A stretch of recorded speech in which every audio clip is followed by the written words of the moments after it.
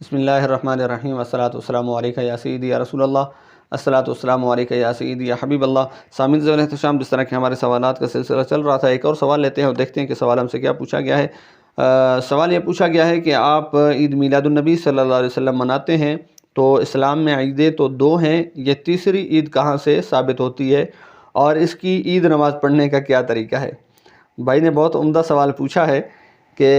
اسلام میں عیدیں تو دو ہیں، اب تیسری عید جو ہے وہ کہاں سے ثابت ہو گئی اور اس کی نماز پڑھنے کا طریقہ کیا ہے؟ ایک بات آپ سے عرض کرتا چلوں کہ عید کا اصل میں جو لفظی معنی ہوتا ہے، شاید ہم اس میں بھی بھول کر رہے ہیں، اس میں بھی ہم دھوکہ کھا رہے ہیں۔ عید کا لفظی معنی تو ہوتا ہے عود کرانا، دوبارہ لوٹ کر آنا، اور عید کے اگر اصطلاحی معنی دیکھے جائیں تو خوشی کے بنتے ہیں۔ جس طرح ہم چھوٹی عید پہ بھی خوشی مناتے ہیں، بڑی عید پہ بھی خوشی مناتے ہیں، بلکہ کوئی زیادہ ہمیں کوئی خوشی مل جائے تو ہم کہتے ہیں یار آج تو میرے لیے عید کا دن ہے، میں اتنا خوش ہوں کہ آج تو میرے لیے عید کا دن ہے۔ اور اسی طرح کوئی دوست ہمیں بڑے عرصے بعد ملے تو ہم اسے کہتے ہیں کہ عید کے چاند بن گئے ہو، یعنی بڑے عرصے بعد نظر آ رہے ہو۔ اگر روزانہ نظر آتے تو شاید ہمیں زیادہ اس سے خوشی ہوتی۔ اب عرض کرنے کا مقصد یہ ہے کہ قرآن پاک میں بھی اللہ تعالیٰ نے حضرت عیسیٰ علیہ نبی علیہ السلام کے کلام کو نقل فرماتے ہوئے ارشاد فرمایا کہ اللہ کے نبی حضرت عیسیٰ علیہ السلام نے فرمایا کہ اللہم انزل علینا مائدۃ من السماء تکون لنا عیدا لاولنا وآخرنا، کہ اے اللہ ہم پر ایک آسمان سے دسترخوان نازل فرما کہ وہ ہمارے لیے بھی عید ہو اور ہم سے بعد والوں کے لیے بھی عید ہو۔ اب مجھے بتائیے کہ حضرت عیسیٰ علیہ نبی علیہ السلام کا یہ مطالبہ کرنا کہ ہمارے لیے عید ہو، عید سے کیا مراد ہے؟ کہ ہمارے لیے وہ فضیلت کا دن ہو، ہمارے لیے وہ خوشی اور مسرت کا دن ہو،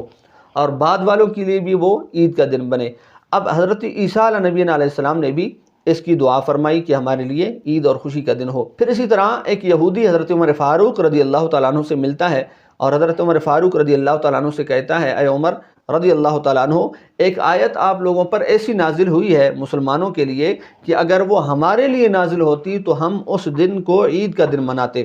آپ نے فرمایا کیا تمہاری مراد ہے اس سے، تم کیا کہنا چاہتے ہو؟ اس نے کہا قرآن پاک میں وہ جو تکمیل دین کی آیت ہے، الیوم اکملت لکم دینکم واتممت علیکم نعمتی ورضیت لکم الاسلام دینا،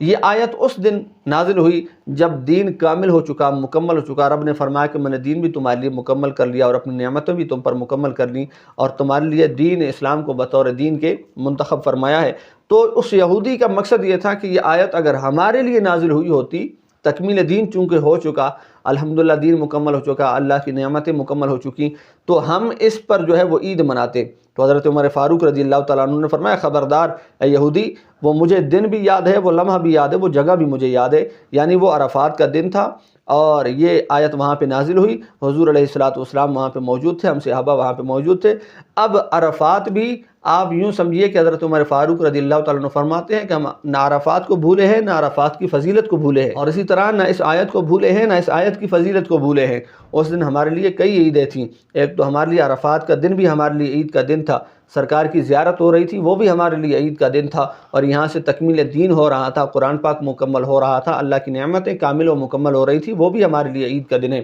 اور آپ نے وہ حدیث پاک نہیں سنی حضرت کہ اللہ تعالیٰ کے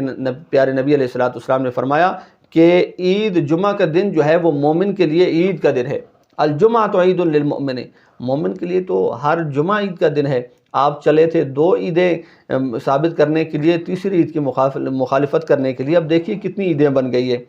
ایک وہ عید جسے عید الفطر کہا جاتا ہے، ایک وہ عید جسے عید الاضحیٰ کہا جاتا ہے، ایک وہ عید جسے عید جمعہ کہا جاتا ہے، ایک وہ عید جسے عید عرفات کہا جاتا ہے، ایک وہ عید جسے عید تکمیل دین کہا جاتا ہے، اور ایک وہ عید جسے صوفیہ کہتے ہیں، فرماتے ہیں جس دن تم نے کوئی گناہ نہیں کیا تمہارے لیے وہی عید کا دن ہے۔ تو اگر اب آپ گننے لگ جائیں تو اب کتنی عیدیں ہو گئی۔ اور جہاں تک بات ہے عید نماز کے نماز پڑھنے کا طریقہ، تو میرے بھائی ہر چیز کے لیے نماز ضروری نہیں ہے۔ حضرت عیسیٰ علیہ السلام نے جو خوان طلب فرمایا تھا اللہ تعالیٰ سے، وہ آپ کے لیے نازل ہوا اور آپ کے لیے عید کا دن ہوا، تو بتائیے کہ حضرت عیسیٰ علیہ السلام نے کس طریقے پر نماز ادا کی تھی۔ اور اسی طرح حضور علیہ الصلوۃ والسلام کے صحابی حضرت عمر فاروق رضی اللہ تعالیٰ عنہ، مراد رسول دعائے رسول صلی اللہ علیہ وسلم، جو آپ فرما رہے ہیں کہ عرفات ہمارے لیے عید کا دن ہے یا تکمیل قرآن تکمیل دین ہمارے لیے عید کا دن ہے، تو اس پر کون سی نماز پڑھی جاتی ہے؟ ذرا اس کی آپ وضاحت کر دیں، پھر انشاءاللہ ہم اس مسئلے کی بھی وضاحت کر دیں گے۔ اصل بات یہ ہے کہ اپنے ذہن کو صاف رکھیے، اور جس قدر ہو سکے حضور علیہ الصلوۃ والسلام کے ساتھ عقیدتوں اور محبتوں کا اظہار کیجیے اور خام خواہ کے مسائل میں نہ پڑیے۔ اور میری ان حضرات سے گزارش ہے جو میلاد نبی صلی اللہ علیہ وسلم منا رہے ہیں، آپ کوشش کیجئے کہ پروقار انداز میں اور یوں سمجھیں کہ سنجیدہ اور باوقار طریقے کے ساتھ منانے کی کوشش کیجئے، اور جو نہیں مناتا انہیں خام خواہ تنگ نہ کریں، اور جو منا رہے ہیں ان کے ساتھ بھی پیار محبت کے ساتھ مل جل کر اس پروگرام کو منائیں، اور اس عید کو انتہائی خوشیوں کے ساتھ، انتہائی ادب و احترام اور تعظیم و تقدیس کے ساتھ منائیں۔ اللہ پاک ہمارے چھوٹے چھوٹے اعمال کو اپنی بارگاہ میں بڑا کر کے قبول فرمائے کہ اس کی ذات بہت اونچی ہے۔ اللہ اکبر کبیرہ ثم اللہ اکبر کبیرہ، آمین بجاہ سید المرسلین۔